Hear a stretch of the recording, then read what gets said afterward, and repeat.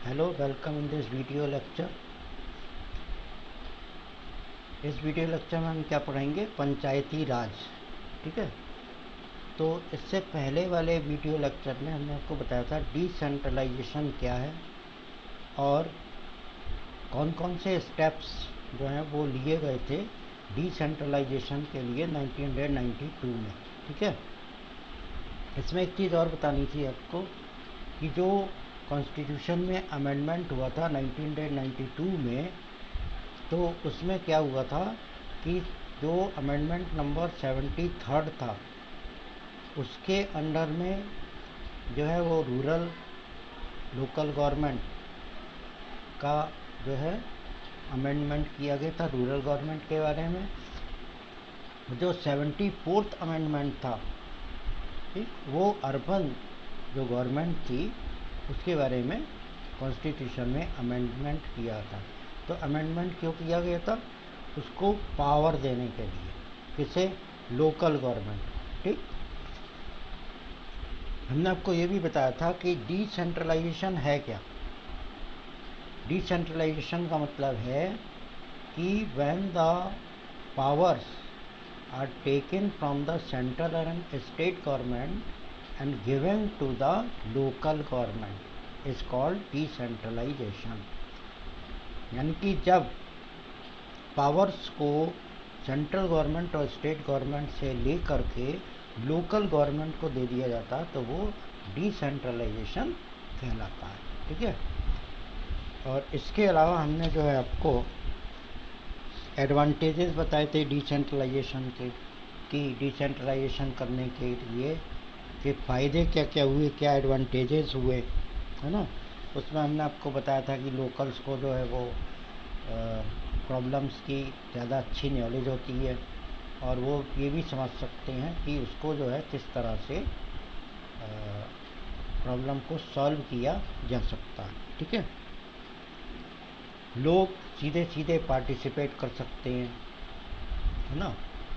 इसको भी हमने आपको एग्जाम्पल भी बताया था। और मेन इम्पोर्टेंट चीज़ जो थी वो हमने आपको बतलाई थी कि जो सेंटर और स्टेट गवर्नमेंट का जो बर्डन है, जो उन पर ज़्यादा काम है, वो कम हो गया। क्योंकि जो लोकल लेवल पर सेंटर और स्टेट गवर्नमेंट काम करती, वो काम लोकल गवर्नमेंट कर रही है। ठीक है। तो काम का जो बोझ है, जो बर्डन है वर्क का, वो रिड्यूस हो गया। ठीक है। क्या क्या स्टेप्स लिए गए थे वो हमने आपको बता ही दिया था कि जो इलेक्शंस हैं वो कंपलसरी कर दिए गए थे फिक्स पीरियड के बाद में। ठीक है। इसी तरह से आपका 1/3 सीट जो है वो रिज़र्व कर दी गई वुमेन कैंडिडेट्स के लिए। इसके अलावा जो शेड्यूल कास्ट है, शेड्यूल ट्राइब्स हैं, उनके लिए सीट्स जो हैं वो रिज़र्व हो गई, है ना। और स्टेट गवर्नमेंट के ने अपनी कुछ पावर्स और जो रेवेन्यू जो है वो लोकल गवर्नमेंट के साथ शेयर किया। ठीक है। तो ये हमने रिकॉल कर लिया प्रीवियस वीडियो लेक्चर का। तो अब आज हम जो वीडियो लेक्चर में पढ़ेंगे वो है पंचायती राज। ठीक है। तो इस सब को मिलाकर के पंचायती राज कहलाता है, या इसको हम पंचायती राज कहते हैं। या दूसरे शब्दों में क्या कह सकते हैं कि जो लोकल गवर्नमेंट है उसको हम पंचायती राज सिस्टम कहते हैं। ठीक। तो इसमें सबसे जो बिलो है, जो बेसिक आप जो कहते हैं, या जो स्मॉलेस्ट यूनिट जो गवर्नमेंट की है वो है ग्राम पंचायत। ठीक है। इसको बहुत ध्यान से सुनिएगा, अगर ध्यान से नहीं सुनोगे तो समझ में नहीं आएगा। ठीक है। तो पहला जो बेस है वो क्या है? ग्राम पंचायत। ठीक। तो इसमें क्या होता है, अगर विलेज बड़ा है तो ठीक है, अगर विलेज छोटे छोटे हैं तो उन कुछ विलेज को, छोटे विलेजेस को मिला करके एक ग्रुप बना दिया जाता है और उनकी एक ग्राम पंचायत हो जाती है। ठीक है। अब ग्राम पंचायत होती क्या है? ग्राम पंचायत जो है वो विलेज या ग्रुप ऑफ विलेज के ऊपर होती है या उसमें होती है। इसमें क्या होता है, वार्ड जो हैं बन जाते हैं, यानी पूरे गांव को वार्ड्स में डिवाइड कर दिया जाता है और हर वार्ड से एक मेंबर इलेक्ट होकर के जाता है। ठीक है, और वो जो वार्ड मेंबर्स होते हैं वो पंच होते हैं, ठीक, और उनका हेड जो है वो सरपंच होता है। ठीक है, जैसे आपके यहाँ लोकसभा और विधानसभा के इलेक्शन होते हैं तो हर कॉन्स्टिट्यूंसी से एक रिप्रेजेंटेटिव जाता है, तो इसी तरह से क्योंकि लोकसभा ज़्यादा बड़ी है, उससे छोटी जो है वो विधानसभा है, लेजिस्लेटिव असेंबली है ना। तो इस तरह से जो ग्राम पंचायत है वो और भी छोटा है, स्मॉलेस्ट यूनिट है, मैंने पहले ही बताया आपको। तो इसमें जो वार्ड्स होते हैं हर वार्ड से एक मेंबर होता है। ठीक है, तो इसमें पंच होते हैं जो वार्ड मेंबर्स कहलाते हैं और उनके हेड जो है वो सरपंच कहलाता है। ठीक है, अब इन पंच और सरपंच को इलेक्ट कौन करता है ना, कौन इन्हें वोट देता है? तो उस गांव की, उस विलेज की जितनी भी एडल्ट पॉपुलेशन है, एडल्ट माने person who has attend the age of 18 years, क्योंकि वो पर्सन जो 18 ईयर्स का हो चुका है वो एडल्ट कहलाएगा। ठीक है, तो 18 ईयर्स और उससे ऊपर के जितने लोग होंगे उस विलेज में वो एडल्ट पॉपुलेशन कहलाएंगे और वो डायरेक्टली यानी कि वोट देकर के इन वार्ड मेंबर्स को जो है वो इलेक्ट करते हैं। ठीक है, इसके अलावा जो विलेज है उसके बारे में डिसीजन जो लेती है वो ग्राम पंचायत लेती है। ठीक है, ग्राम पंचायत विलेज के बारे में कोई भी अगर काम है तो उसका डिसीजन ग्राम पंचायत लेगी। ठीक, अब जो पंचायत है जो काम कर रही है वो ठीक कर रही है या नहीं कर रही है, इसका सुपरविजन जो है वो ग्राम सभा करती है। अब ग्राम सभा क्या होता है? ग्राम सभा वो बॉडी होती है जिसमें विलेज के एडल्ट जो लोग हैं वो आते हैं। ठीक है, ग्राम सभा में विलेज के एडल्ट लोग यानी कि जो वोट देते हैं वो इसमें शामिल होते हैं और इनको मिला करके ग्राम सभा कहलाती है। और ये ग्राम सभा का काम होता है, क्या काम होता है इसका?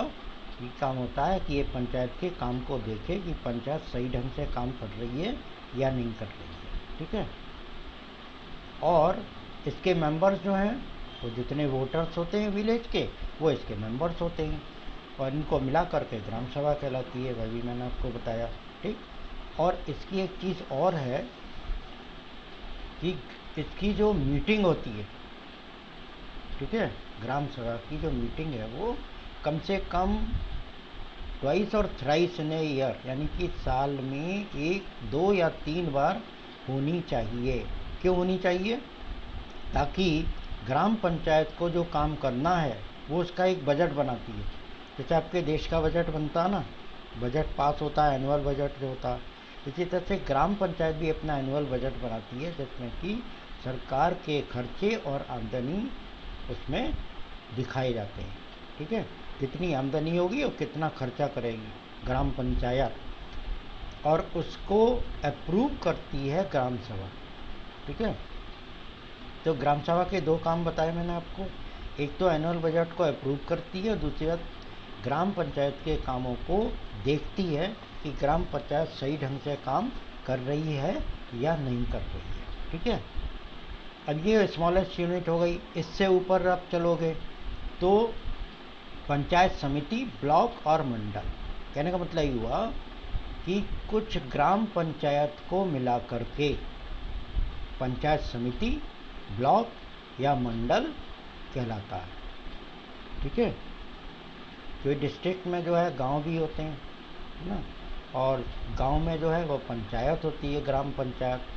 तो जितने गांव हैं उनकी ग्राम पंचायत, क्योंकि हर गांव की एक ग्राम पंचायत होगी, तो उन गांवों की ग्राम पंचायतों को मिला करके पंचायत समिति कहलाती है या ब्लॉक कहलाता है या मंडल कहलाता है। ठीक है, अब इसके मेंबर्स कहाँ से आते हैं? इसके मेंबर्स वो होते हैं जो पंचायत के मेंबर्स होते हैं। समझ में आया? पंचायत के मेंबर जो होते हैं वो इसके मेंबर्स किसके, पंचायत समिति के मेंबर्स होते हैं। और इन्हें इलेक्ट कौन करता है, ग्राम पंचायत के मेंबर्स। इसका मतलब हुआ कि इनका इलेक्शन जो है वो इनडायरेक्टली होता है। ठीक, इनडायरेक्टली का मतलब यह है कि जो आपने यानी कि गांव के एडल्ट पॉपुलेशन ने जो मेंबर चुने, वो चुने हुए मेंबर्स पंचायत समिति के मेंबर्स को इलेक्ट करते हैं। ठीक है, और उसको हम पंचायत समिति या ब्लॉक मंडल कहते हैं। ओके, इसके बाद डिस्ट्रिक्ट में आ जाइए आप।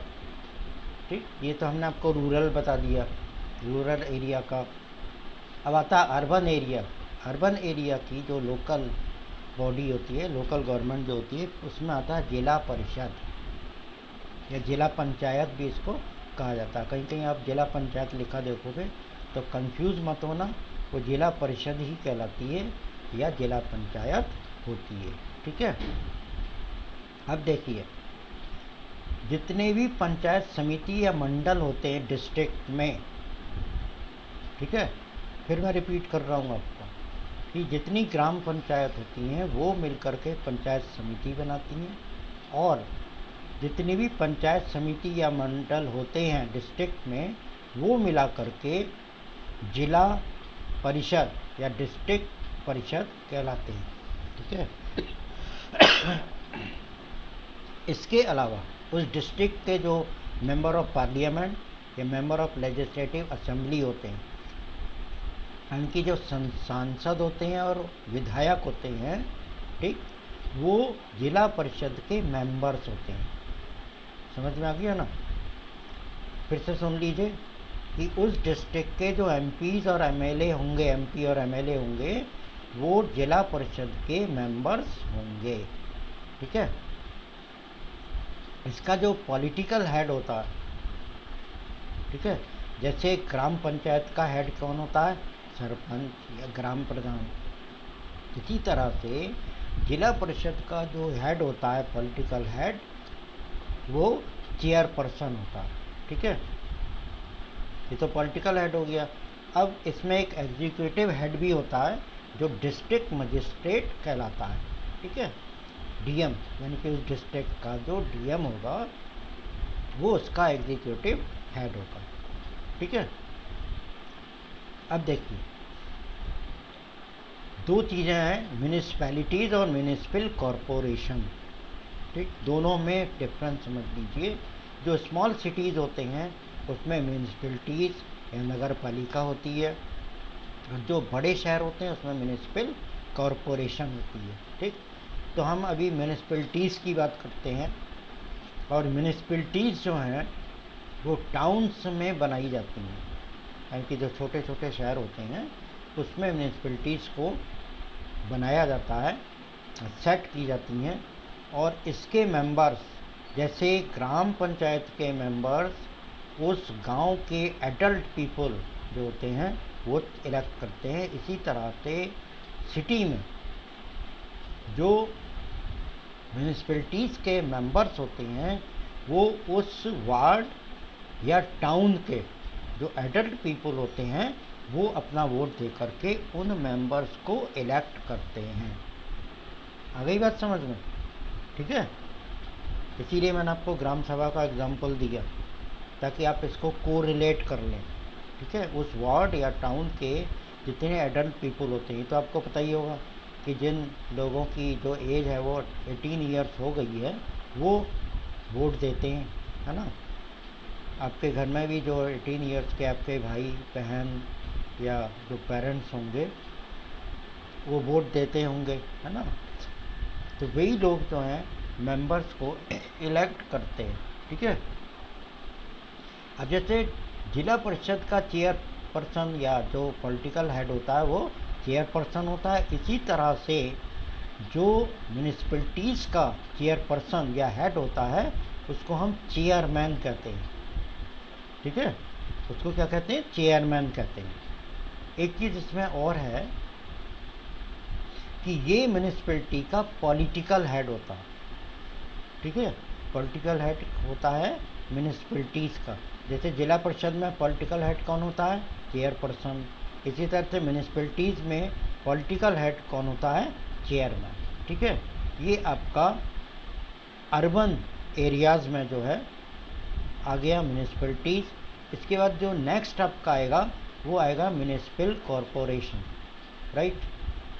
म्यूनिसिपल कॉरपोरेशन बड़े शहरों में होता है, जो बड़े बड़े शहर होते हैं वहाँ पर म्यूनिसिपल कॉरपोरेशन या नगर निगम होता है ना। जैसे आपका बरेली बड़ा शहर है, वहाँ पर नगर निगम है ना, ठीक है, पता होगा आपको।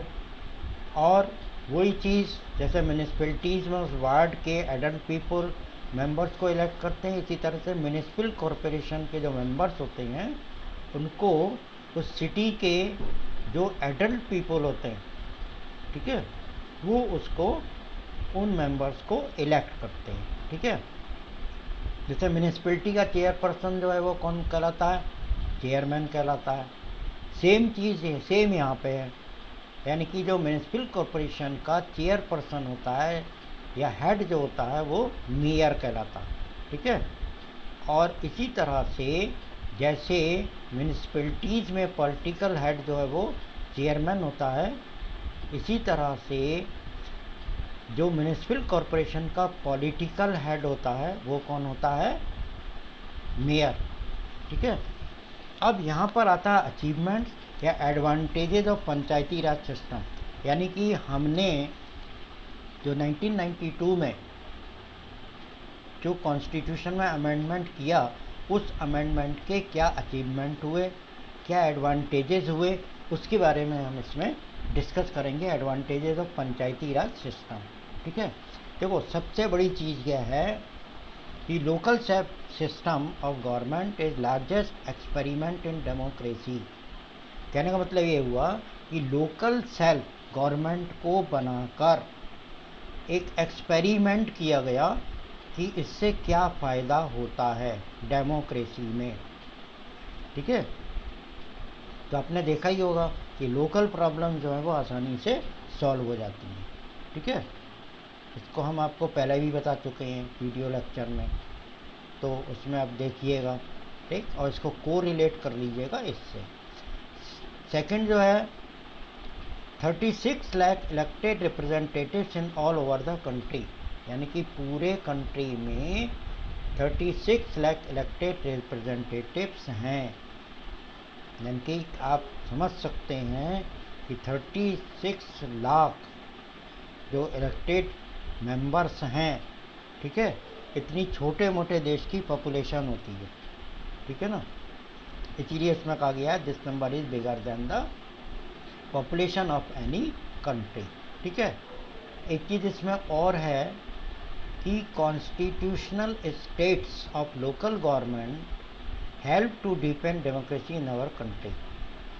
अब जब लोकल लेवल पर लोग देखेंगे, गवर्नमेंट के बारे में जानेंगे और उसको देखेंगे कि गवर्नमेंट अच्छा काम कर रही है या ख़राब काम कर रही है, हम क्या करें क्या ना करें, तो इससे क्या होगा, डेमोक्रेसी हमारे यहाँ लोगों को डेमोक्रेसी के बारे में नॉलेज होगी और हमारी कंट्री में डेमोक्रेसी सक्सेसफुल होगी, ठीक है।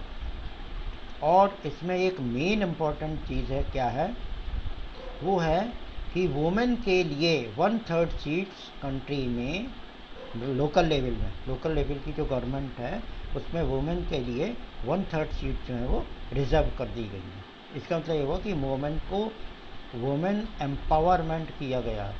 कैसे? ताकि वुमेन कैंडिडेट्स जो हैं वो रिप्रेजेंटेटिव बने, इलेक्शन लड़ें, जीत कर आएँ और उनको पावर मिले या उनकी जो वॉइस है वो सुनी जाए सरकार में, ठीक है। तो ये एडवांटेजेज या achievement of Panchayati Raj system थे, ठीक है। इसमें एक पॉइंट और है, it has increase women representation and voice in our country. अब जब वुमेन रिप्रेजेंटेटिव वहाँ आएंगी तो वो अपनी बात भी कहेंगी, है ना, और जब बात कहेंगी तो वुमेन की जो प्रॉब्लम्स है वो हमें पता लगेगी और उनकी वॉइस जो है वो सुनी जाएगी, ठीक है।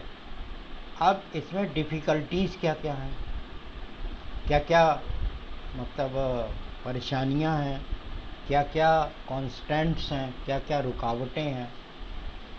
इसमें पहली डिफ़िकल्टी क्या है, इलेक्शंस तो रेगुलर होते हैं लेकिन ग्राम सभा रेगुलर उनकी जो मीटिंग है वो नहीं होती। ठीक है, सबसे बड़ी प्रॉब्लम ये है।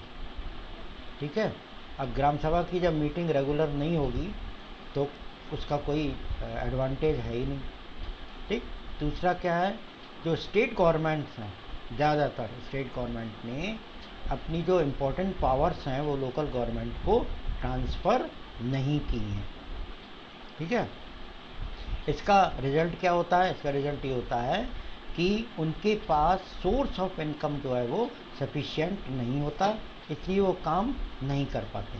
ठीक, इसके अलावा हालांकि लोकल लेवल पर पावर शेयरिंग में थोड़ी बहुत सक्सेस मिली है, ठीक है, लेकिन हमें अभी भी लोकल गवर्नमेंट ठीक ढंग से प्रॉपर वे में काम करें, इसके लिए हमें बहुत कुछ करना होगा। ठीक है, ये बहुत ज़रूरी है। क्लियर? तो इस तरह से हमारा जो ये थ्योरेटिकल पार्ट जो है वो कंप्लीट हो गया, हम लोगों ने इसको डिस्कस कर लिया। और अब हम क्या क्या इसमें क्वेश्चंस आ सकते हैं, क्वेश्चन से क्वेश्चंस हैं इसमें, वो जो है डिस्कस कर ले रहे हैं। ठीक है, इसमें पहला है what is federalism, explain its feature. देखो फेडरलिज्म की इसमें डेफिनेशन बतानी है आपको। ठीक है, जो हमने बिल्कुल इसके लेसन के शुरुआत में की थी, और इसके जो फीचर्स हैं 7 फीचर्स वो आपको बताने हैं। इतनी मोर देन 2 लेवल गवर्नमेंट है ना, स्पेसिफाइड जुरिस्डिक्शन है और स्पेसिफाइड सोर्सेज ऑफ रेवेन्यू है ना, और ड्यूअल ऑब्जेक्टिव का जो फीचर है वो ज़रूर लिखना, उसको छोड़ना मत। ठीक है, दूसरा क्वेश्चन बन सकता है इसमें टाइप्स ऑफ फेडरेशन।